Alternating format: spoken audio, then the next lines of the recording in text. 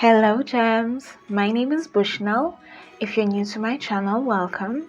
I hope you stayed long enough to subscribe, and if you're already part of this amazing tribe, welcome back.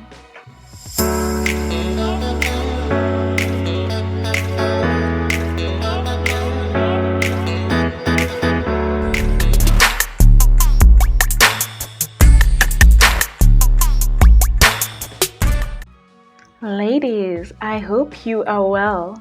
Today we want to discuss about Leah from the book of Genesis, chapter 29, verse 17 to 35. And let me tell you, when I was confirming if this is the lady I'd said to talk about, and I was like, oh my goodness, Leah, Lord, is there something to learn from Leah? But I read the verses and I was just getting things from the Lord, and I can't wait to share them with you. So grab something to write with, get comfortable, get something to drink, and let's talk about this. Okay, my first point is focus on your strengths and know your weaknesses. If you've watched some of my other videos, I keep on mentioning something called SWOT, which is strength, weaknesses, opportunities, and threats. This is something you should probably just introduce to your daily journaling. And if you don't journal, darling, you are robbing yourself of something really great that can help you in your personal development. So definitely journal. So Leah, when we begin this verses from where I said in 17, where we introduced to Leah somebody who has weak eyes. And basically, she wasn't we can say she was the one who had a good personality. when you describe somebody by their character traits first, and the other lady you compare her with is like, oh, she's hot, and this other person has a good personality. We kind of know what you mean. And the Bible is clear to mention that. But there's something else that we see later on in the verses, is that she was able to give birth. She was able to give birth, and she is the one who had most children with Jacob. And that's one thing that I'm seeing here, that regardless of the fact that you're weak in some areas, that doesn't mean they should put you down. Example is Moses, and when God came to him in a burning bush. So Moses was like, God, God, I'm a stammerer. Really, you want me to talk to Pharaoh? I'm a stammerer. Really, I killed. And, he was highlighting all the reasons why he wasn't the perfect candidate to go get the Israelites out of Egypt. And God was like, okay, but you're the one I choose, and you still have things that I can use that only you have, that will be able to make you get the Israelites out of Egypt. And that's the same thing. Do not let your weaknesses deter you from going after what you want, from living your dreams, from living your purposes. Acknowledge that you have weaknesses, and acknowledge that you have some strength, and also acknowledges your opportunities and your threats. And once you've done this, you need to be smart. And in this scenario, Laban, the father of Leah, was really smart into giving Leah to Jacob. Well, I can say it wasn't the best decision, but sometimes there's this quote I have from Beyonce, and she says, power is not given, it is taken. And sometimes you just have to be the smart one if you're dealing in a space where your weaknesses are being highlighted more than your strengths. And so focus on your strengths and know your weaknesses. My point number 2 is, you can't make or teach a man to love you if he doesn't. So the first thing I'm going to highlight here is have emotional intelligence. And I was sharing with a friend the other day on how women are able to be smart when it comes to their shopping choices, their education, but when it comes to men, they are wishful and hopeful instead of being logic. And that's the difference between men and women. And so being emotionally intelligent is something that can help you and guide you in this dating space and navigating even the workspace and your other areas of life, like your finances and all that areas. So being emotional intelligent and also just letting a man pursue. Men love to pursue. Do not switch the roles and take up that role. Let a man pursue so that he can even develop more interest in you as he pursues you.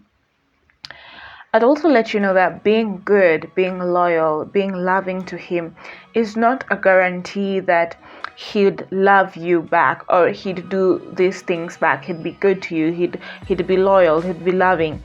It's not a guarantee that he'll do that. So you're probably giving him all the love, all the energy, but he's not giving it back. Men are not like that. Women, we're like that. We are intuitive, but men are not like that. Okay? And I think that's something I definitely want to put it there. And I think I'm bringing it blank because I've been reading this book, Men Are From Mars and Women Are From Venus. It's a really good book. You should definitely check it out. But this is something I should definitely highlight. Point number 3. Ladies, listen to this. Do no wife or girlfriend duties. If he's not your boyfriend, if you're just dating, because dating is different from being exclusive, and if you're not exclusive yet, do no such thing, please.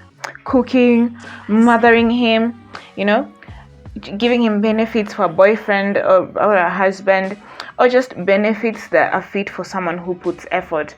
In the dating phase, if he's not putting any effort to get to you, to want to wow you, don't give him any benefits. And I know this is gonna sound harsh, but you know how they say men are dogs. And I had puppies once, and before they died, and I love those dogs, and whenever they did something good, I'd give them a treat.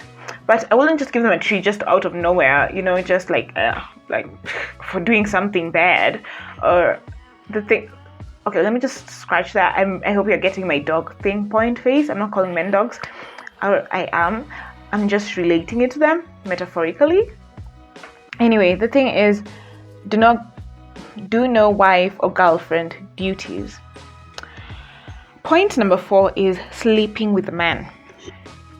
Ladies, unlike us, for men, sex is very physical than it is emotional.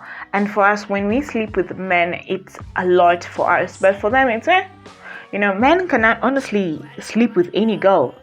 Even if they don't find her physically attractive, they can. It is not an indication of love for men. Also, just sleeping with a man, like sleeping in the same bed, like literally sleeping, it's also very intimate for a man. So if you guys are not in a space where it's exclusive, then don't do it. Also in this space, I definitely want to mention boundaries. Well, most men, and we are talking also about high value men, if you tell them no removing clothes, no making out past this point, just kissing, they will respect that.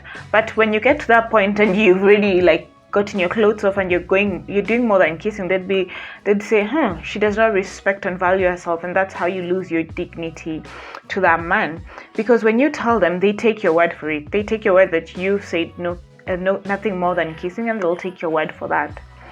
And guys, I learned that.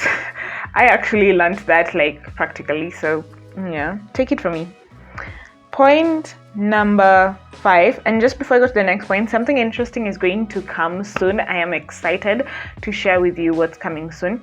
But anyway, point number 5 is you can have it all, but he still won't like you. Before you persecute me is, if he already doesn't like you, he won't like you, even though you have it all. You can be the most stunning woman ever with the most feminine attributes and qualities, but he still doesn't like you. One mindset I'd say that you should start adapting is, when you go out with him, it's not does he like me, is do you like him? And it will shift a lot of things in that dating scenario. As well as if he ends up being mean to you, if he ends up even cheating on you, do not blame yourself. his actions, he has to deal with them, and they were caused by his thoughts, and you have no, do not blame yourself. Something else is, be with someone who appreciates you, who sees all your qualities and loves all your weaknesses and just adores and appreciates and admires you, because they are there. So do not settle for anything less. And this is the last point that I really want to emphasize is, men can use you and be with you as they search for their ideal woman. He can just be there with you because he doesn't want to be lonely. So darling, I hope this has ministered to you. I tried to make this a very short video, and it's long actually, and I'm shocked, but I hope it has ministered to you. Like, subscribe, share with someone, leave me a comment of a lady you'd love for me to do in the Bible, or just basically generally any other lady in the limelight, and we can talk more about this. So till then, love you, have a beautiful one.